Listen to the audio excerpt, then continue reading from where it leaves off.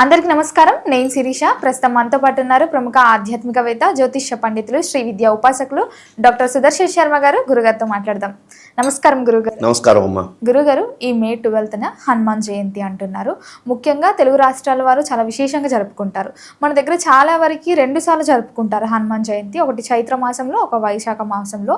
ముఖ్యంగా మరి హనుమాన్ జయంతి అసలు చైత్ర మాసంలో చేసుకోవాలా, వైశాఖ మాసంలో చేసుకోవాలా, ఒకసారి తెలియజేయండి. స్వమస్మిన్ కార్య నిర్యోగే ప్రమాణం హరిసప్తమ హనుమన్యత్నమాస్తాయ దుఃఖ క్షయకరో భవ పంచవక్త్రం మహాభీమం త్రిపంచనయనైరుతం కోటి సూర్య సమాభాసం కపివక్త్రం సుతేజసం దంష్ట్రాకరారవదనం భృకుటియకుటిలేక్షణం దశభిర్బాహుభిర్యుక్తం సర్వకామార్ధసిద్ధిదం బుద్ధిబలం యశోధైర్యం నిర్భయత్వమరోగత అజాడ్యం వాక్పటుత్వం చ హనుమత్ స్మరణాత్ భవేత్ మనోజవం మారుతుల్యవేగం జితేంద్రియం బుద్ధిమతాం వరిష్టం వాతాత్మజం వానరయోధ్యముఖ్యం శ్రీరామదూతం శిరసా నమామి.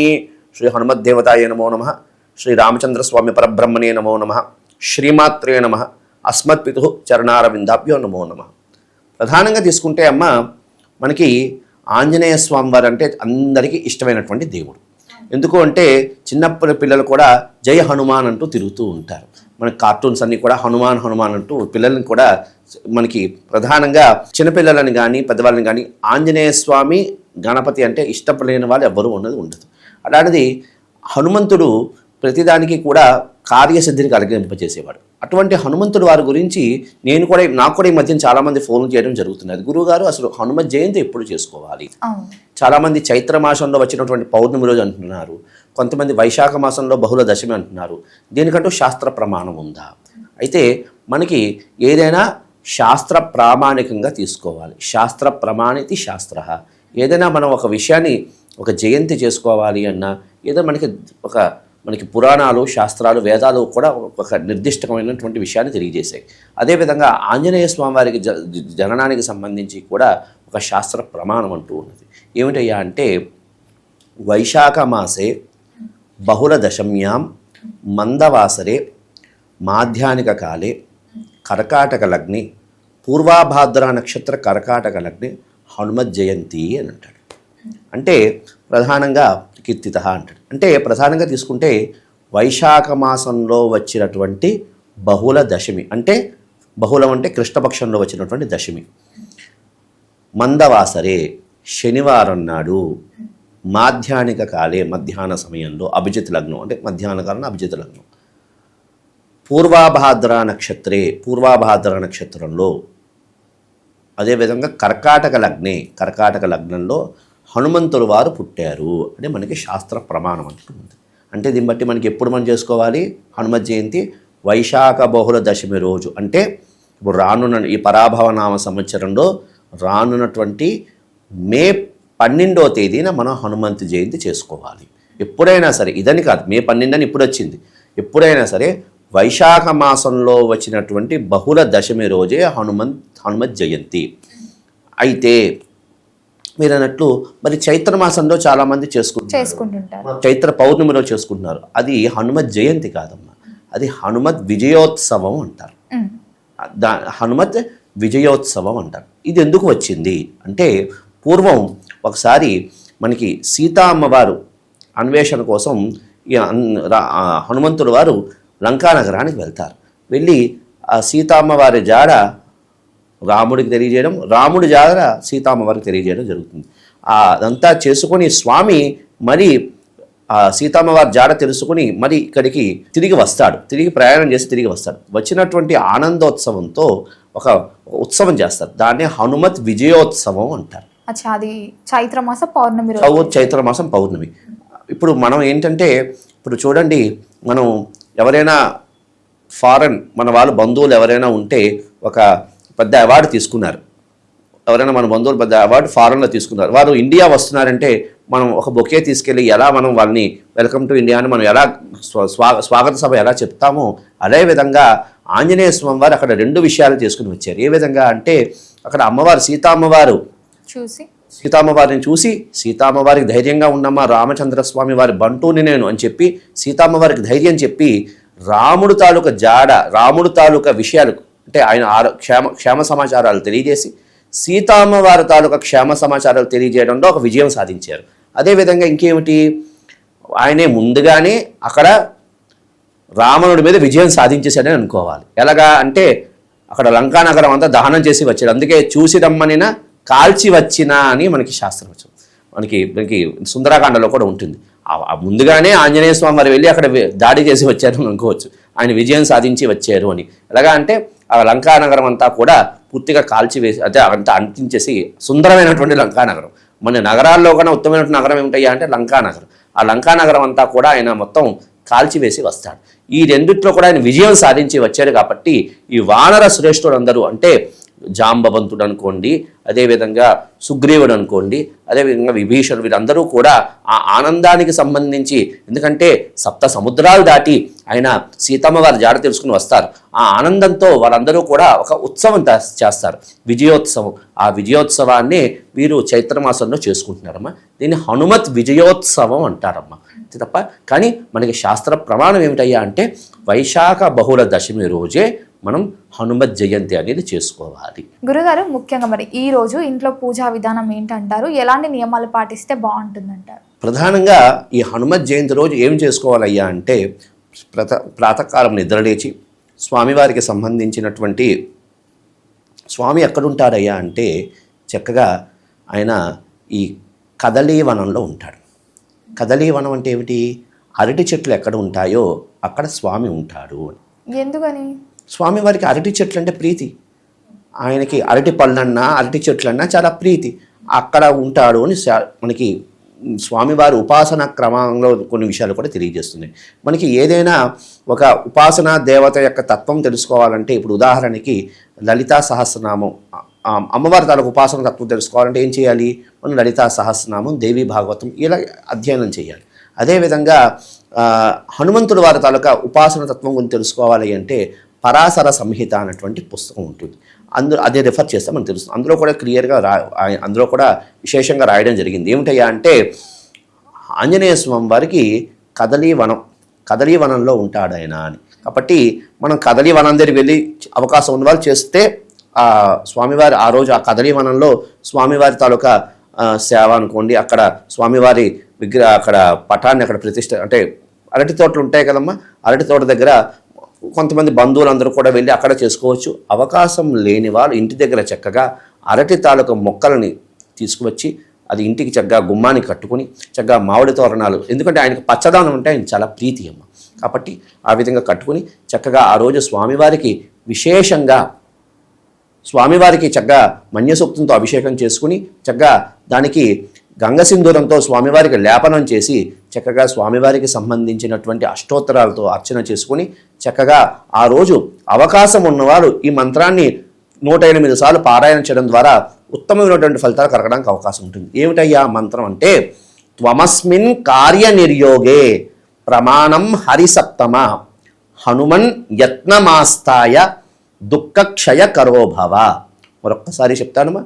త్వమస్మిన్ కార్యనిర్యోగే ప్రమాణం హరిసప్తమ హనుమన్ యత్నమాస్తాయ దుఃఖక్షయ కరోభవ అంటూ ఈ యొక్క మంత్రాన్ని సీతామ్మవారే ఉపదేశం చెప్పినటువంటి మంత్రం. అటువంటి ఉత్తమమైనటువంటి మంత్రం ఇది చేయడం ద్వారా విశేషమైనటువంటి కార్యసిద్ధి కలుగుతుంది. అవకాశం ఉన్నవారు ఈ మంత్రాన్ని ఆ రోజు పారాయణ చేసుకుంటూ, అవకాశం ఉన్నవాళ్ళు ఒకే ఆసనం మీద కూర్చుని 108 సార్లు హనుమాన్ చాలీసా పారాయణ చేసుకుంటే స్వామి వారి తారుగా యోగక్షేమాలు స్వయంగా స్వామి చూసుకుంటారని మనకి మంత్రగ్రంథాలు తెలియజేస్తున్నాయి. అవకాశం ఉన్నవాళ్ళు ఆ విధంగా ఇచ్చేసి స్వామివారికి నివేదనగా మాష చక్రాలు, అదే గారెలు, అదేవిధంగా అప్పాలు, అదేవిధంగా ఆ రోజు అవకాశం ఉన్న వాళ్ళు అరటిపండు కూడా స్వామివారికి నివేదన చేయడం ద్వారా ఉత్తమమైనటువంటి ఫలితాలు కలగడానికి అవకాశం ఉంటుందమ్మా. ఈ విధంగా ఆ రోజు హనుమంతుడి వారికి ఆరాధన చేసుకోవడం ద్వారా ఉత్తమమైనటువంటి ఫలితాలు కలగడానికి అవకాశం ఉండి స్వామివారి కృపకు కూడా పాత్రుడు అవ్వడానికి అవకాశం ఉంటుంది.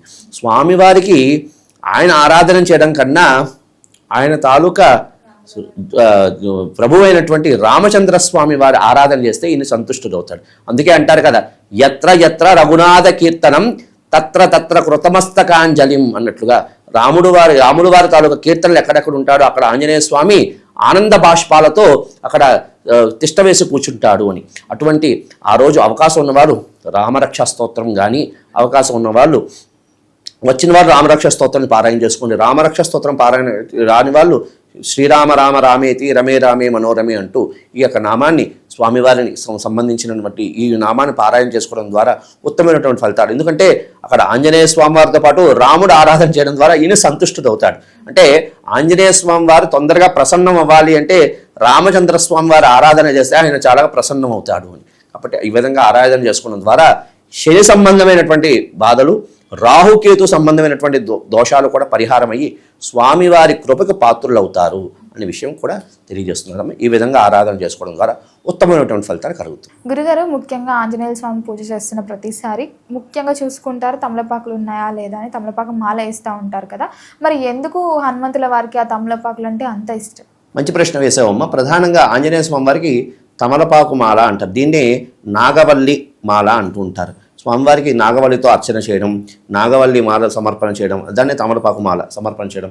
ఎందుకు స్వామివారికి అంత ప్రీతి అంటే, ఒకానొక సమయంలో ఆంజనేయ స్వామివారు రామ కార్యార్థమై లంకా నగరానికి వెళ్ళి సీతమ్మవారు ఉంటే సీతమ్మవారి జాడ తెలుసుకుని సీతమ్మవారికి రాముడు తాలూకు ముద్రిక చూపించి అక్కడి నుంచి సీతమ్మవారి దగ్గర నుంచి కూడా ఆనవాళ్ళు తీసుకొచ్చి రాముల వారికి చూపిస్తారు. ఈ యొక్క ఎందుకంటే మామూలు విషయం కాదు కదమ్మా, 7 సముద్రాలు దాటి స్వామివారు లంకానగరానికి వెళ్ళి ఆ సీతమ్మవారి తాలూకా జాడ తెలుసుకుని వస్తారు. ఈ యొక్క విజయానికి సంబంధించి అక్కడ ఉన్నటువంటి వానర శ్రేష్ఠులందరూ, ఉదాహరణకి అక్కడ ఉన్నటువంటి విభీషణుడు అనుకోండి, అదేవిధంగా జాంబవంతుడు అనుకోండి, ప్రధానమైనటువంటి వ్యక్తులు వీరందరూ కూడా ఈ యొక్క ఆనందంతో, ఎందుకంటే మామూలు విషయమా, రామచంద్ర స్వామి వారి యొక్క కష్టాన్ని తెలుసుకుని ఆ స్వామివారు వెళ్ళి, ఆంజనేయ స్వామివారు వెళ్ళి 7 సముద్రాలు దాటి అవి ఆ సీతమ్మవారి జాడ తెలుసుకుని వస్తారు కదా. ఈ యొక్క ఆనందంతో రామచంద్ర స్వామి కార్యార్థమై చేసుకుని వచ్చాడు కదా ఆంజనేయ స్వామి. ఈ యొక్క ఆనందంతో ఈ యొక్క విభీషణుడు, సుగ్రీవుడు, అదేవిధంగా జాంబవంతుడు వీళ్ళందరూ కూడా ఒక ఆనందంతో అక్కడ వచ్చి ఆంజనేయ స్వామి వారికి వచ్చేసరి వాళ్ళందరూ కూడా ఒక ఆనందంతో, ఇప్పుడు మనం ఏం లేదమ్మా, చిన్న విషయం, ఎవరైనా మన బంధువులు ఎవరైనా ఫారెన్ నుంచి వస్తున్నారనుకోండి, మనం ఆనందంతో ఏం చేస్తాం, ఒక బుకే తీసుకెళ్ళి ఇస్తూ ఉంటాం, వారికి వెల్కమ్ చెప్తూ ఉంటాం. అదేవిధంగా ఆ రామకార్యార్థమే వెళ్ళి 7 సముద్రాలు దాటి వచ్చాడు కదా ఆంజనేయ స్వామి.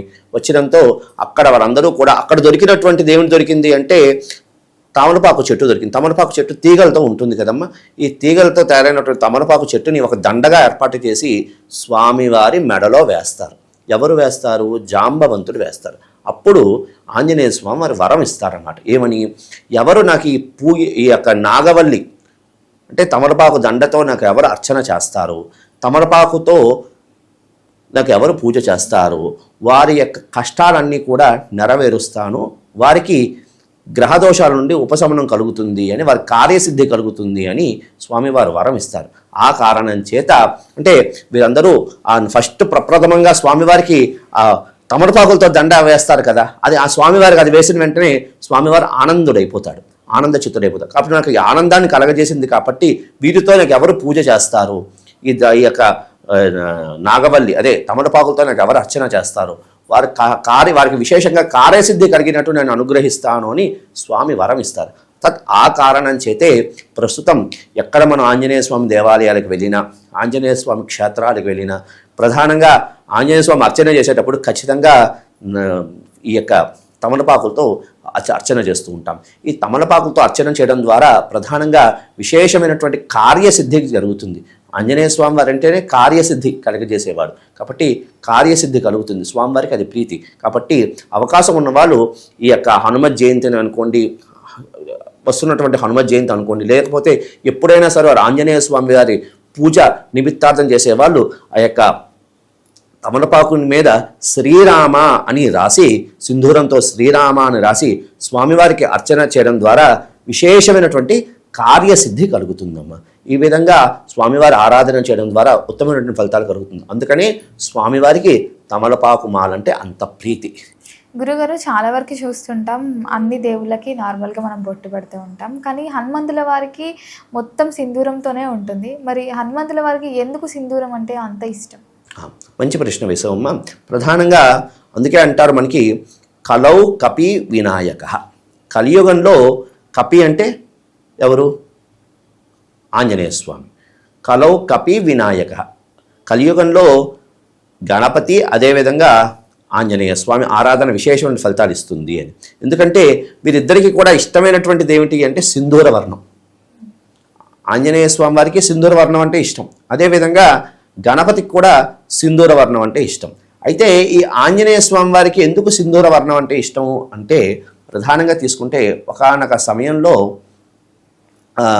సీతా అమ్మవారు దాని ఏమంటారు మందిరంలో ఉన్నప్పుడు ఆంజనేయ స్వామి వారు సీతమ్మవారి తాలూకు పాపిడిలో పెట్టినటువంటి సింధూరాన్ని చూసి అడుగుతాడు, అమ్మా ఎందులకు ఈ యొక్క సింధూరాన్ని నువ్వు ధరించేవు, ఏ కారణం చేత ధరించేవు, ఏమిటి అని అంటే దీని సింధూరం అంటారు నాయన, ఇది రామచంద్ర స్వామి వారికి చాలా ప్రీతిని కలిగిస్తుంది, ఇది నేను పెట్టుకుంటే రామచంద్ర స్వామి వారు చాలా ప్రీతి చెందుతారు, ఆ కారణం చేత ఇది నేను నా యొక్క పాపిడిలో ధరిస్తున్నాను అని సీతమ్మవారు తెలియజేస్తుంది. అసలే స్వామివారు వానర శ్రేష్ఠుడు, వానరస్వరు ఇది. కాబట్టి ఆంజనేయ స్వామి వారికి ఏమనుకున్నారు, సీతమ్మవారు ఈ మాత్రమే తన పాపిడిలో పెట్టుకుంటే ఆ రాముడికి అంత ఇష్టమైనప్పుడు నేను నా శరీరాన్ని అంతా పూసుకుంటే ఇంకా స్వామి సంతుష్టుడవుతారు అన్నటువంటి భావనతో ఆ ఆంజనేయ స్వామి వారు ఒక సింధూరం అంతా కూడా తన శరీరానికి పాముకుని ఉంటారు. ఈ యొక్క విషయాన్ని తెలుసుకున్నటువంటి రామచంద్ర స్వామి వారు సభకి పిలుస్తారనమాట. ఎవరిని? ఆంజనేయ స్వామి వారిని పిలిచి విషయానంతా అడుగుతారు, ఎందుకు ఇదంతా శరీరానంతా లేపనం చేసుకున్నావు అంటే అప్పుడు రామచంద్ర స్వామి వారికి మన ఆంజనేయ స్వామి వారు తెలియజేస్తారు. ఏమిటయ్యా అంటే సీతమ్మవారే తన పాపిట్లో పెట్టుకుంది స్వామి, నీకు ప్రీతిని కలిగిస్తుంది, ఈ మాత్రం నువ్వు పాపిడిలో పెట్టుకుంటేనే ప్రీతి చెందావు కదా, నేను శరీరాన్ని అంతా కూడా పూసుకుంటే నేను ఇంకా నీకు ప్రీతి చెందుతానటువంటి భావనతో ఇదంతా లేపనం రాసుకున్నాను స్వామి అని. అప్పుడు రామచంద్ర స్వామి వారు ఒక వరాన్ని ఇస్తారు, ఎవరు ఈ యొక్క సింధూర లేపనం చేసి నీకు అర్చన చేస్తారో వారికి గ్రహ సంబంధమైనటువంటి బాధల నుండి ఉపశమనాన్ని కలగాలి అని ఆయనకు వరం అనేది ఇస్తాడు. అందుకనే స్వామివారికి గంగ సింధూరము నెయ్యి కలిపినటువంటి చూర్ణంతో లేపనం చేస్తారు. అదే మనకి చాలామంది హనుమత్ దేవాలయాలు వెళ్తే మనకి అదే సింధూరం మనకు బొట్టుగా ఇస్తారు. ఈ విధంగా ఆ యొక్క స్వామివారి సింధూర లేపనం చేయడం ద్వారా ఉత్తమమైనటువంటి ఫలితాలు కలిగి గ్రహదోషాల నుండి కూడా మనకి ఉపశమనం అనేది కలుగుతుందమ్మా. అది కాకుండా ఒకానొక సమయంలో ఒక నానుడి కూడా ఉన్నది. ఏమిటయ్యా అంటే రావణ బ్రహ్మ నవగ్రహాల్లో ఒకడైనటువంటి శనేశ్వరుణ్ణి తన బందీకాణంలో చేస్తాడు. చేసినప్పుడు ఆంజనేయ స్వామి వారు వెళ్ళి ఆ శనేశ్వరుణ్ణి విడిపిస్తారు. అప్పుడు శనేశ్వరుడు ఈ విధంగా చెప్తాడనమాట, ఎవరు శనివారం రోజు నీకు సింధూరంతో అర్చన చేస్తారో వారికి నా యొక్క శని సంబంధమైనటువంటి దోషాల నుండి ఉపశమనం కలిగిస్తాను. అందుకనే శనేశ్వరుడి యొక్క మాట మేరకు మనకి స్వామివారు సింధూర లేపనం చేయడం ద్వారా, శనివారం నాడు స్వామివారికి సింధూర లేపనం చేయడం ద్వారా ఈ శని సంబంధమైనటువంటి దోషాలు కూడా ఈ శనేశ్వరుడు ఇవ్వాల్సినటువంటి ఫలితాలు అంటే చెడు ఫలితాల నుండి కూడా ఉపశమనం కలిగి వారికి కోరికలు అభీష్టాలు కూడా నెరవేరుతాయి తల్లి. అందుకని స్వామివారికి సింధూరం అంటే అంత ప్రీతి. గురుగారు, ఈ రోజుల్లో చాలామంది కూడా కొంతమందికి నరదృష్టి నరఘోష అని చెప్పి భయపడుతూ ఉంటారు. ఇరుగు పొరుగు వాళ్ళు కొంచెం బాగున్నా మా పైన ఏదో చెడు ప్రయోగాలు చేస్తున్నారని అనుకుంటూ ఉంటారు. అనుకోకుండా భయాలు రావడం కానీ పరప్రయోగాలు అంటూ ఇవన్నీ జరుగుతుంటాయి. ఎలాంటి మంత్రాలు జపించుకుంటే ఆ భయం తొలగిపోతుందంటారు? మంచి ప్రశ్న వేసావమ్మా. ప్రస్తుత కాలంలో అందరూ కూడా నరదృష్టి సంబంధమైనటువంటి ఇబ్బందులు, అదేవిధంగా పరప్రయోగాలు, పరమంత్ర ప్రయోగాలు అటువంటి, అదేవిధంగా ఇంట్లో కాస్త ఏదో భూతోచ్చాటనం జరుగుతున్నది, ఇంట్లో కాస్త ఏదో ఇబ్బంది కలుగుతున్నది అన్నటువంటి భావనతో అందరూ ఉంటున్నారు. అటువంటి వారందరికీ కూడా ఒకటే, మనకి ఆంజనేయ స్వామి వారికి సంబంధించినటువంటి దేవత అంటూ లేడు. ఎందుకంటే భూత పిశాచ నికటని ఆవై మహావీర్ జబ్ నామ సునావై అంటే ఆంజనేయ స్వామి వారి యొక్క నామం చెప్తేనే భూత ప్రేత పిశాచాలన్నీ కూడా ఇదైపోతాయి. అటువంటి ఆంజనేయ స్వామి వారు విశేషమైనటువంటి వీటికి సంబంధించి ఆంజనేయ స్వామి వారికి సంబంధించి చాలా విశేషమైనటువంటి ఆరాధన క్రమాలు మంత్ర గ్రంథాల్లో తెలియజేశాయి. ఏమిటయ్యా అంటే మనకి మారుతి స్తోత్రము అని ఒకటి ఉన్నదమ్మ. చాలా విశేషమైనటువంటి శక్తివంతమైనటువంటి స్తోత్రం మారుతి స్తోత్రం. ఈ మారుతి స్తోత్రాన్ని ఒకే ఆసనం మీద కూర్చుని 27 సార్లు పారాయణ చేసి స్వామివారికి అరటిపండు అంటే అరటిపండుని రంధ్రం చేసి దానిలో తేనె నింపి స్వామివారికి నివేదన చేయడం ద్వారా ఇటువంటి బాధల నుండి ఉపశమనం కలుగుతుంది. అదేవిధంగా ప్రతి శనివారం స్వామివారికి సంబంధించినటువంటి బడబానల హనుమత్ స్తోత్రము అని ఒకటి ఉంటుందమ్మా. ఇది ఒక 21 రోజు శనివారం ప్రారంభం చేసుకుంటూ 21 రోజు తెల్ల ఆవాలు ఆ యొక్క బడబానల మారుతి స్తోత్రం పారాయణ చేస్తూ తెల్లవాళ్ళను మంత్రించి అది ధూపం ఇంట్లో వేయడం ద్వారా ఇంట్లో పరప్రయోగాలను కానీ అదేవిధంగా నరదృష్టి ఇటువంటి విషయాల నుండి ఇవన్నీ పోయి స్వామివారి కృపకు పాత్రులు అవుతారమ్మ. అదేవిధంగా హనుమత్ ఉపాసన క్రమం అనేది ఉంటుంది. ఒక మంచి గురువు గారిని ఆశ్రయించి హనుమత్ ఉపాసన అంటే మనకి హనుమత్ ఉపాసన అనేది చాలా విశేషంగా ఉందమ్మా. మనకి అది పరాశర సంహితలో మనకి విశేషంగా హనుమత్ ఉపాసన గురించి తెలియజేయడం జరిగింది. కాబట్టి ఒక మంచి గురువు గారిని ఆశ్రయించి హనుమత్ ఉపాసన తీసుకుని అంటే మంత్రదీక్ష అనేది ఉంటుంది. అది తీసుకుని ఈ హనుమత్ సాధన చేయడం ద్వారా మనకి ఆంజనేయ స్వామి ఏమి ఇస్తారయ్యా అంటే బుద్ధి బలం యశోధైర్యం నిర్భయత్వం అరోగత అజాడ్యం వాక్పటుత్వంచ హనుమత్ స్మరణాత్ భవేత్. ఆయన నవవ్యాకరణ పండితుడు ఆంజనేయ స్వామి వారు. ఆయన తక్కువ మహానుభావుడు, ఎందుకంటే ఆయన చిరంజీవి అయ్యాడు. ఇప్పటికీ కూడా మనకి దేవతలందరూ వారి కార్యార్థమే వస్తున్నారు, అవతారం చాలించి వెళ్ళిపోతున్నారు. కానీ ఆంజనేయ స్వామి వారు భవిష్యత్ బ్రహ్మ. మనకి ఆయన అష్టోత్తరంలో కూడా ఉంది కదా, భవిష్యత్ బ్రహ్మనే నమః శృంఖలాబంధమోచకాయ నమః అంటూ మనకి స్వామివారికి సంబంధించినటువంటి నామాలు కూడా ఉన్నాయి. ఆయన శృంఖలాబంధమోచకాయ నమః అంటే శృంఖలాలు అంటే ఏమిటి? శృంఖల అంటే సంఖ్యలు అంటే ఏమిటి? చాలామంది కోర్టు వ్యవహారాల్లో అనుకోండి, పోలీస్ స్టేషన్లో అనుకోండి, ఇటువంటి వ్యవహారాల్లో చాలామంది ఇరుక్కుపోతూ ఉంటారు తెలియకుండా. వాళ్ళని కూడా అటువంటి బాధల నుండి విముక్తులు చేసినటువంటి ఏకైక దేవుడు ఎవరైనా ఉన్నాడయ్యా అంటే ఆంజనేయ స్వామి వారే. ఇంకోటి దీంట్లో ఒక చిన్న రహస్యం కూడా ఉన్నదమ్మా. ఏమిటయ్యా అంటే శృంఖలాబంధమోచకాయ నమః అంటే శృంఖల అంటే సంఖ్యలు. ఎటువంటి సంఖ్యలు? సంసారం అనేటువంటి మాయా సంఖ్యల నుండి తెంపినవాడు కూడా ఎవరైనా ఉన్నాడయ్యా అంటే ఆంజనేయ స్వామి వారే.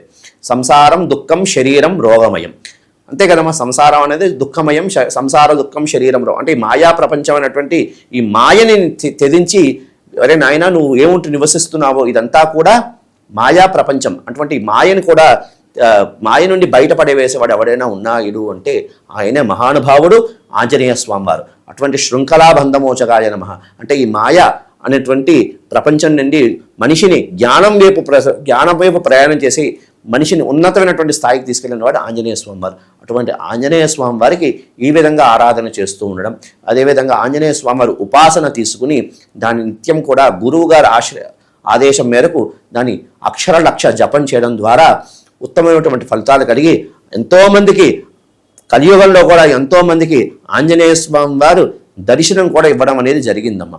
అటువంటి స్వామి యొక్క ఉపాసన చేయడం ద్వారా ఉత్తమమైనటువంటి ఫలితాలు కలగడానికి కూడా అవకాశం ఉంటుంది.